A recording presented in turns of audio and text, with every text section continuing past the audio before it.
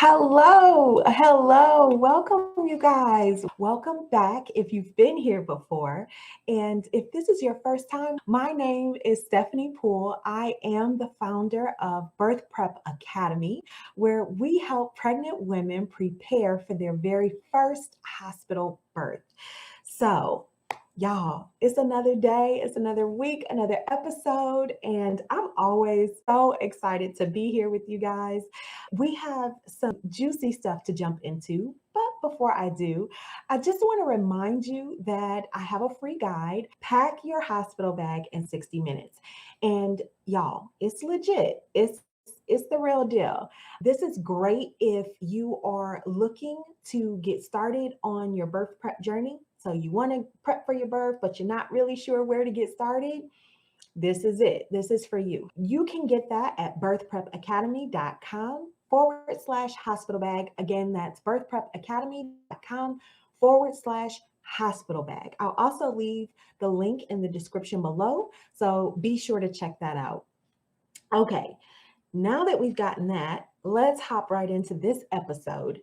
We are going to be talking about pregnancy fatigue. I really wanted to tackle it because it can throw you for a loop if you're not really expecting it or if you don't really understand what's going on. You're like, why am I so tired?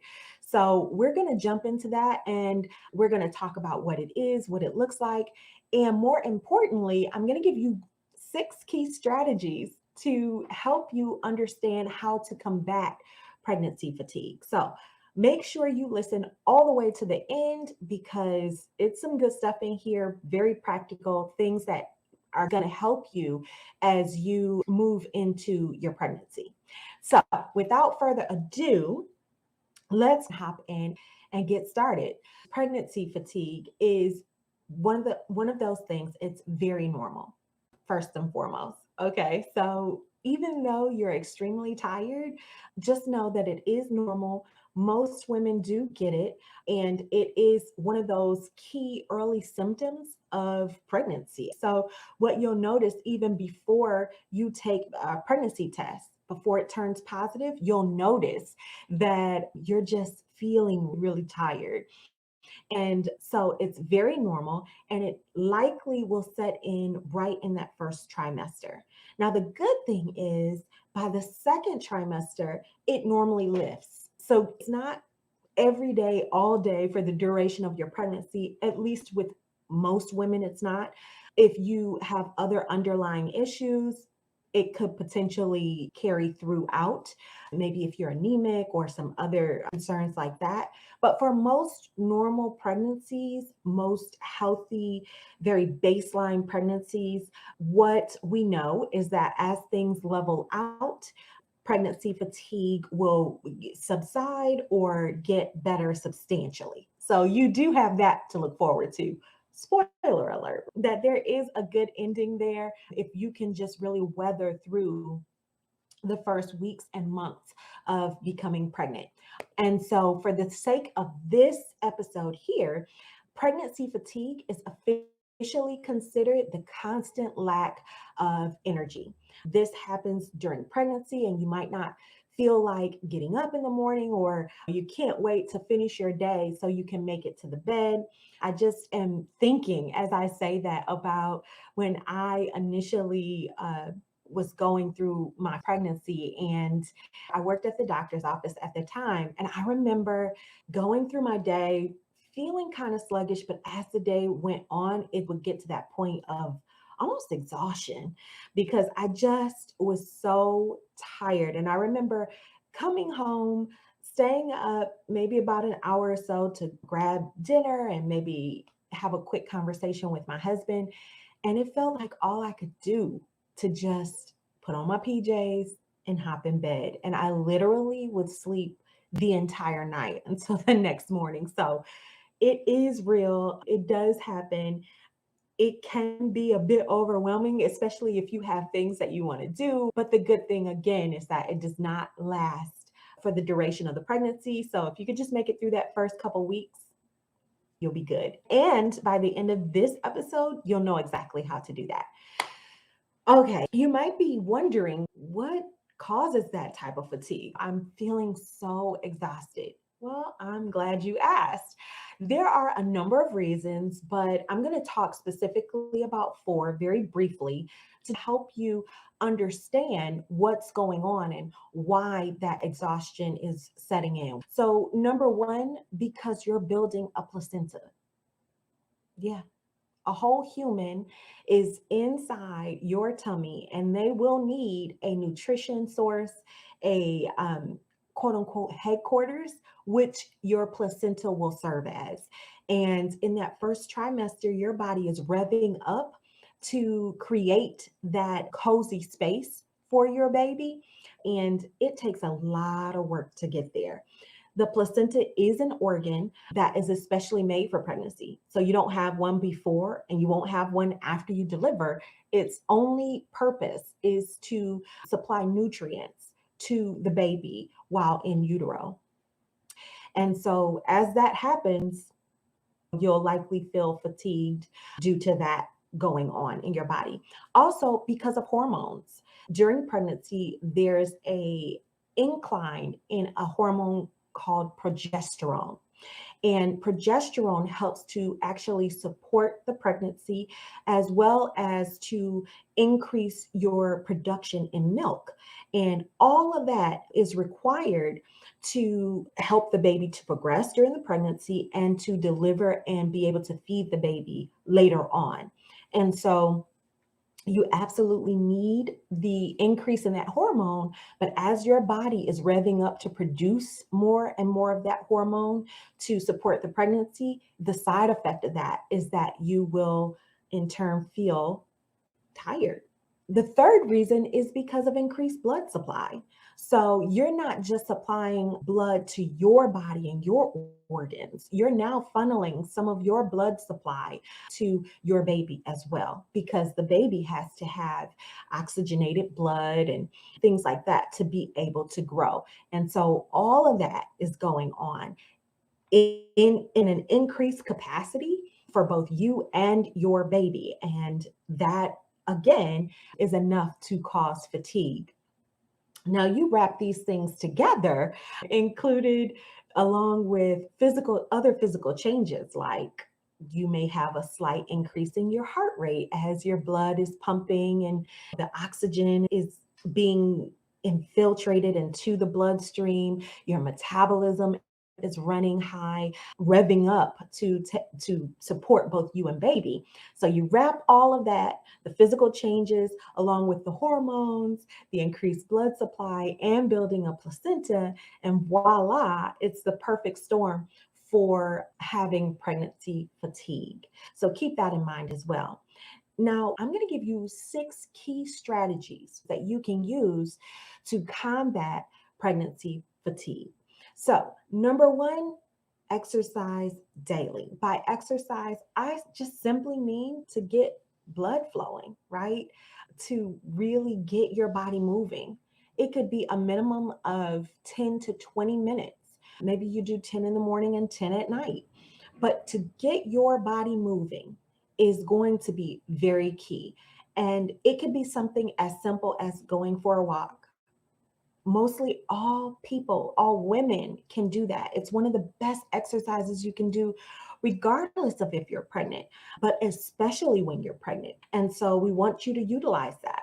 If walking is not necessarily an option for you, I also want you to consider doing things like stretching and deep breathing, maybe something even like Pilates, which is extremely well because it's a 2-4 offer where you can get stretching done when you do Pilates, as well as deep core work, which will come in handy when you're delivering. So that's number one, get moving daily. Number two, eat small and frequent meals. Why? How will this combat pregnancy fatigue? Because eating small, frequent meals throughout the day will help to stabilize your blood sugar so you don't just dive off of a cliff and have that energy dip from eating a big meal at breakfast, a big meal at lunch, and then a big meal at dinner. Maybe you want to have a small breakfast and then a few hours later, a small mid morning snack or second breakfast, you could label it, and then go into lunch so that you don't have those dips. Number three is take a nap. Now, for some people, I can just hear the resistance pushing through. Like, I have too much to do. I can't really take a nap. This may not be something that you can do every single day, but whenever the time allows, even if it's just on the weekends, if you work, you might be able to slip into the employee lounge or maybe even in your car and just set a timer when you're on your lunch to get a quick nap in. Taking a nap will help you and your body to rest and recharge. And even if that's not every day, on the days that you can get it in, you will see the added benefit of not being as tired and being able to combat that pregnancy fatigue. All right, we are chugging along here. Number four is I want you to be realistic. When you are newly pregnant, now is not the time to burn the candle at both ends. I'm just being real. I'm just being honest. It's not the time. Now is the best time for you to learn how to, if you don't already, because you may already have this as part of your routine. And if so, go on with your bad self. But if not, I want you to practice just taking on 2 to 3 primary tasks every day. And everything else, giving yourself the grace to know that as long as those 2 or 3 primary tasks are completed, then you've made your accomplishment for that day. It's important to really slow down and just do a few things a day with some level of consistency with the energy that you have than to be overwhelmed and then super tired. That results in nothing getting done. So I really want you to remember that the mantra during this early pregnancy time, especially when you're feeling a bit more fatigued, is just to take on the spirit of little by little. Give yourself grace. Number 5 is to upgrade your bed or your bedroom. What do I mean by that? This is to promote a higher quality of sleep. When you finally are able to get home, get in bed, and rest, you need it to be a restful sleep, sleep that takes you into that deep quality sleep. And one way of doing that is to upgrade your sleep atmosphere. You can do that by intentionally placing furniture where the sun isn't beaming in so that you can actually wind down and get some rest. You might want to invest in some blackout curtains so that the room is really dark, which helps to promote a deeper sleep. And then also maybe a sound machine. I really like sound machines. That white noise really helps to get you into that deeper sleep. It helps with babies as well. So it's a good opportunity to try something like that out. If your mattress is not as comfortable as you would like for it to be, then getting a thick egg crate topper to lay on top of the mattress will help to provide that softness and support that you can use, which will in turn, when you get really deep into that deep restful sleep, the effect of that is waking up with a little bit more energy, a little less tired, and being able to last a little longer in the day because you're getting that quality sleep. I'll leave some links down below for you to check those items out. Our very last one, which is check with your doctor. So after you've done all these things, you have exercised daily, you're eating frequent healthy meals, you're taking a nap when you can, and you've made some tweaks in the bedroom so that you get quality sleep. If you can barely finish your day, or maybe you're not able to finish your day. Maybe the sleep at this point is really hampering your ability to do your daily activities. That is a significant sign that you should check in with your healthcare provider. The fatigue that you're experiencing could potentially be something else. And we always want to keep a really close check on the health of you and your baby. And so Again, if you are not able to do some of your regular daily tasks, even after paring back and really simplifying what those tasks are, if it's a challenge and you find yourself not being able to complete it due to extreme exhaustion, then yeah, I would definitely encourage you to check in with your healthcare provider. So, as a quick recap, we talked about exercising daily, our frequent meals, taking a nap, being realistic about what we're able to do in this season of giving birth and getting ready for a baby. We talked about taking a nap.